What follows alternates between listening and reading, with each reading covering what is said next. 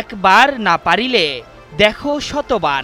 নির্যাতিত ফিলিস্তিনিদের প্রতি সংহতি জানিয়ে এর আগে 2 বার ত্রাণবাহী জাহাজ নিয়ে গাজা উপত্যকায় রওনা করেছিল এক দল মানবাধিকার কর্মী, কিন্তু ইসরায়েলি বাহিনীর অস্ত্রের মুখে সফল হননি তারা।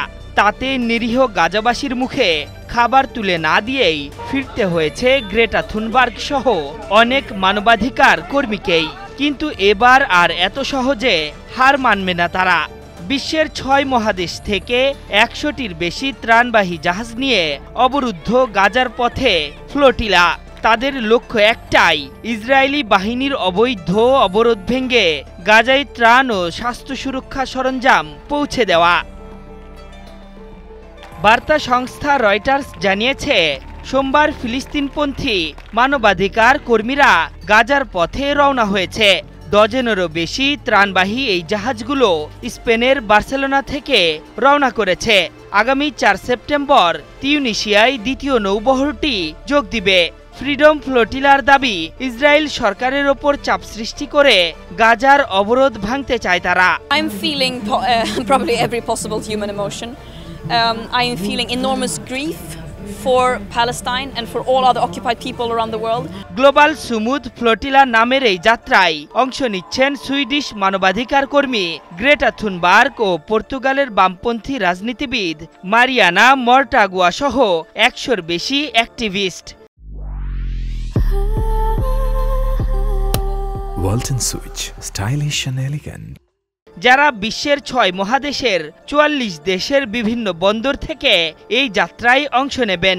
তাদের অনেকেই মানবাধিকার কর্মী, স্বেচ্ছাসেবী এবং জরুরি সাহায্য সামগ্রী বহন করবে। সংস্থাটির দাবি, নিরাপত্তার কারণে নির্দিষ্ট জাহাজ ও বন্দরের তথ্য গোপন রাখা হবে। প্রায় 1620 নটিক্যাল মাইল পথ পাড়ি দেবে ত্রাণবাহী জাহাজগুলো। এর আগে ব্রিটিশ পতাকাবাহী মেডেলিন নামের একটি জাহাজে ত্রাণ নিয়ে গাজার দিকে রওনা হয়েছিলেন গ্রেটা থুনবার্গ, কিন্তু ভূমধ্য সাগর পাড়ি দেওয়ার পরপরই জাহাজটি নিয়ন্ত্রণে নেয় ইসরায়েলি নৌসেনারা। ফ্লোটিলা একটি নৌবহর যা খাদ্য, ওষুধ ও অন্যান্য জরুরি সামগ্রী সংগ্রহ করে সংকটাপন্ন অঞ্চলে পৌঁছে দেয়। যখন বিমান বা স্থল রুট বন্ধ থাকে বা নিরাপদ নয়, তখন এই ধরনের অভিযান পরিচালিত হয়। তারই অংশ হিসেবে গাজায় চলমান সংকটে পাশে দাঁড়াতে একের পর এক সাহসী পদক্ষেপ নিচ্ছে ফ্লোটিলার সাথে সংশ্লিষ্টরা।